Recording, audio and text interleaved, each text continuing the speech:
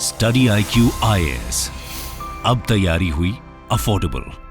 22nd law commission ने यह recommend किया है कि क्रिमिनल डेफेमेशन होना चाहिए, उसको हमें रखना चाहिए। बेसिकली आप ये समझिए, आप कोई इमेज डेवलप करते हैं सालों में, आप ट्रस्ट डेवलप करते हैं सालों में, और कोई सामने से आकर, दो तरीके के होते हैं, एक तो सिविल डेफेमेशन भी होता है, क्रिमिनल डेफेमेशन भी होता है।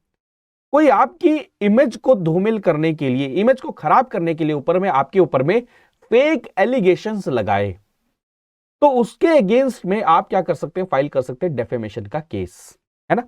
ये चीज आपको पता है।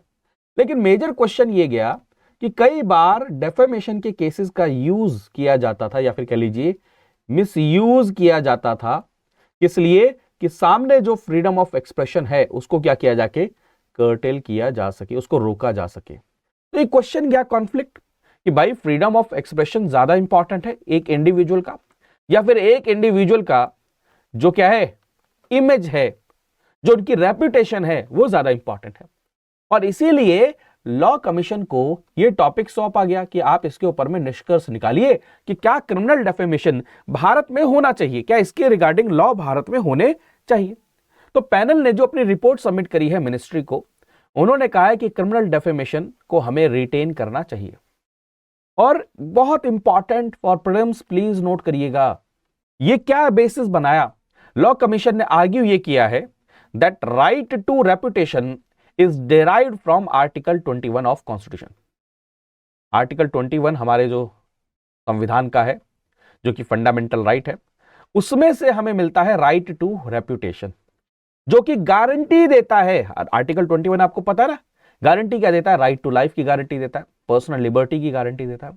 और उसी में से जब आप उसकी इंटरप्रिटेशन करते हैं, लिबरल इंटरप्रिटेशन करते हैं, तो निकल कर आता है राइट टू रेपुटेशन। तो आपसे अगर क्वेश्चन पूछे right to reputation in which article, ये क्या है, आर्टिकल 21।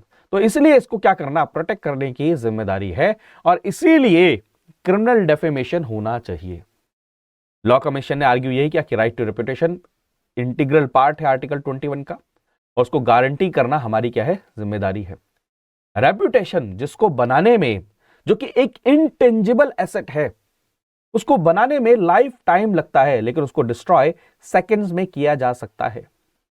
और इसलिए क्रिमिनल डेफेमेशन का होना क्या है, जरूरी है। किसी एक की प्रोटेक्शन को, मतलब क्या नाम है, किसी एक की रेपुटेशन को क्या करना, प्रोटेक्ट करने के लिए जरूरी हो जाता है, एसेंशियल हो जाता है। अब इसका बैकग्राउंड क्या है, मिनिस्ट्री ने 2017 में लॉ कमीशन को यह मैटर रेफर किया था कि क्या क्रिमिनल डेफेमेशन से रिलेटेड मामले होने चाहिए, इससे रिलेटेड लॉ होना चाहिए। तो ये एक कॉन्फ्लिक्ट था किस चीज का, जस्ट अभी मैंने आपको बताया, freedom of speech and expression का, और साथ में कौन सा आपका, डेफेमेशन का, जिसके खिलाफ में डिफेम जिसको किया जा रहा है उसके राइट्स का। जो लोग स्टेटमेंट दे रहे हैं उनके freedom of expression and speech, और जिसके खिलाफ में स्टेटमेंट दे रहे हैं उसके आगे, उसके लिए क्या है, उसकी फ्रीडम, उसके आर्टिकल 21 राइट टू रेपुटेशन, उसके ये कॉन्फ्लिक्ट आया था, है ना। और पैनल ने एडवाइस किया कि caution in criminal prosecution for defamatory statements.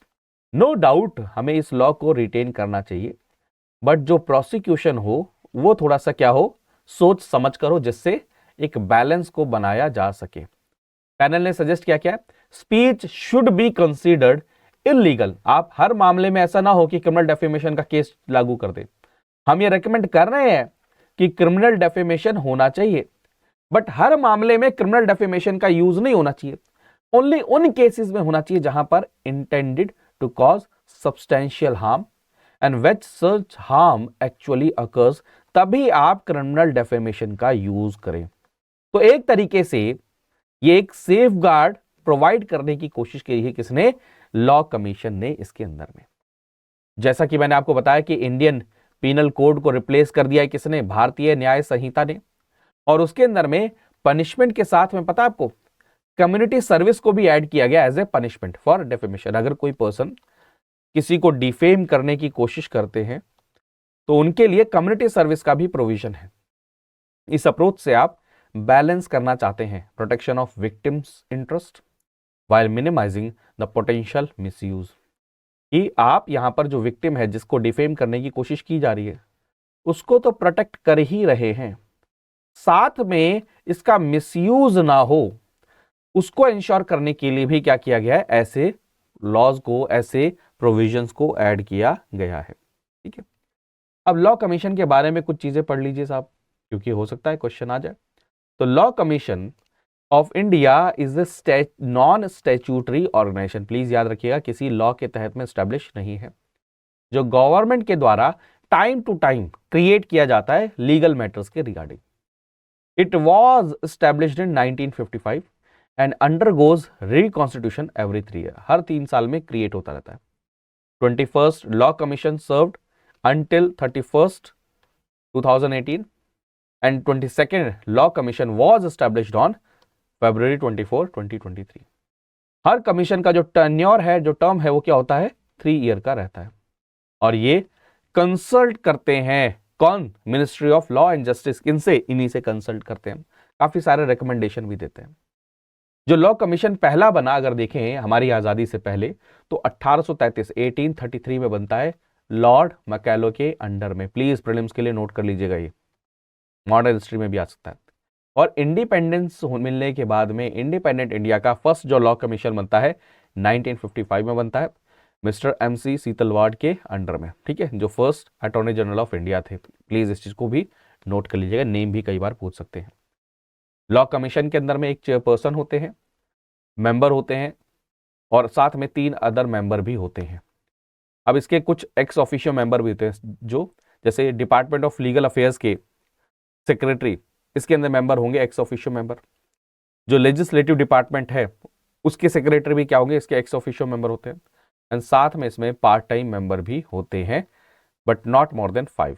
ये भी चीज आप नोट कर सकते हैं, बट प्लीज ये नोट करके रखिएगा कि एक नॉन स्टैट्यूटरी बॉडी है, इवन ये नॉन कॉन्स्टिट्यूशनल बॉडी भी है।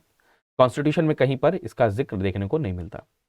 क्या क्या रिकमेंडेशन करते हैं, क्या क्या फंक्शन है, जैसे कोई लॉ है जो आउटडेटेड है, अब उसका रेलेवेंट नहीं है, उसको रिपील करने के लिए रेकमेंड करते हैं। प्लीज नोट करिएगा, इनकी जो रिकमेंडेशन है वो सिर्फ एडवाइजरी है, मैंडेटरी नहीं होता है। ठीक है, एग्जामिन करते हैं कि लॉ का मार्जिनलाइज सेक्शन पर, सोशो इकोनॉमिक लेजिस्लेशन पर क्या इंपैक्ट पड़ेगा। नए जो लॉ आ रहे हैं उनके अंदर में रिकमेंडेशन करते हैं, जैसे for example directive principles of state policy, उसको इंप्लीमेंट करने के लिए क्या क्या लॉ लाने चाहिए, वो रिकमेंडेशन करते हैं। ये रिकमेंडेशन करते हैं लॉ एंड जुडिशियल एडमिनिस्ट्रेशन से रिलेटेड, रिसर्च असिस्टेंस, ये सारी चीजें प्रोवाइड कराते हैं। ठीक है, जो एग्जिस्टिंग लॉ है, क्या जेंडर इक्वालिटी पर्सपेक्टिव को आगे लेकर बढ़ रहा है, क्या कोई बायसनेस तो नहीं है, तो ऐसे अमेंडमेंट ये सजेस्ट करते हैं। ये स्टडी करते हैं impact of globalisation on food security, unemployment and marginalised group. ठीक है, ये सारी चीजें करते हैं। ये जो एडवर्स इफेक्ट हो सकते हैं वल्नरेबल कम्युनिटी पे, उसको कैसे कम किया जाए, तो उसके लिए मेजर्स सजेस्ट करते हैं। इवन ये रिपोर्ट प्रिपेयर करते हैं और सबमिट करते हैं सेंट्रल गवर्नमेंट को अपनी स्टडी, रिसर्च एंड उसके बेसिस पर। और प्लीज नोट करिएगा, ये सिर्फ एडवाइजरी होता है, मैंडेटरी नहीं होता कि इनकी रिकमेंडेशन को माना ही जाए। ये this is very important for your exam. एक, ना ये कॉन्स्टिट्यूशनल है, ना ही ये स्टैट्यूटरी है, ये दोनों चीजें और साथ में ये चीज। ठीक है, अब डेफेमेशन, तो अभी तो क्योंकि हमने भारतीय न्याय संहिता के अंदर में इसको रिप्लेस कर दिया है, लेकिन इंडियन पीनल कोड में प्रोविजन था डेफेमेशन का, IPC के अंदर में 499। और डेफेमेशन को डिफाइन कैसे किया गया था, whoever by words either spoken और इंटेंडेड टू बी रेड, यानी कि राइटिंग में या फिर स्पीच के थ्रू या फिर विजुअल रिप्रेजेंटेशन के थ्रू, क्या करता है, किसी सामने वाले पर्सन की रेप्यूटेशन को हर्ट करने के लिए क्या करता है, ऐसे इंटेंशन से काम करता है, तो उसको हम बोलेंगे कि ये डेफेमेशन का केस है। The concept of fame, reputation, recognition in public life forms an integral part of fundamental rights as per the constitution under article 21। this is very very important।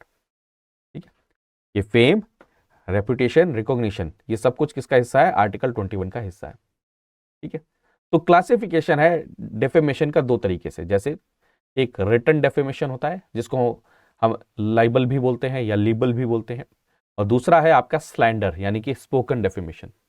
ये डिस्टिंक्शन हमने वैसे इंग्लिश कॉमन लॉ के हिसाब से किया है, और India के अंदर में क्लियरली ऐसे जस्टिफाई या फिर कह लीजिए ऐसे क्लियरली कोई डेफिनेशन स्पेसिफिक नहीं है, ठीक है। Code of criminal procedure governs procedural aspect of defamation, ठीक है। Defamation offences are non cognizable and bailable under this law, ठीक। तो अभी जस्ट मैंने आपको बताया कि statement must be inherently defamatory in nature, allegation और statement should be specifically refer to petitioner, ऐसे करके तभी आप क्या कर सकते हैं, डेफेमेशन का केस फाइल कर सकते हैं। और इंडियन पिनल कोड सेक्शन 500 वो क्रिमिनल डेफेमेशन की बात करता है, बेलेबल एंड नॉन कॉग्निजेबल है। अब ये इतना रटने की जरूरत नहीं है क्योंकि इंडियन पिनल कोड को रिप्लेस कर दिया किसने, भारतीय न्याय संहिता को। उसमें ये प्लीज नोट करके रखिएगा कि क्रिमिनल प्रोविजन के साथ साथ में, पनिशमेंट के साथ साथ में वहां पर कम्युनिटी सर्विस का भी प्रोविजन रखा गया, ठीक है। क्लियर है? तो ये प्रीलिम्स के लिए बहुत important as well as mains के लिए इंपॉर्टेंट हो जाता है। स्टडी IQ IAS, अब तैयारी हुई अफोर्डेबल।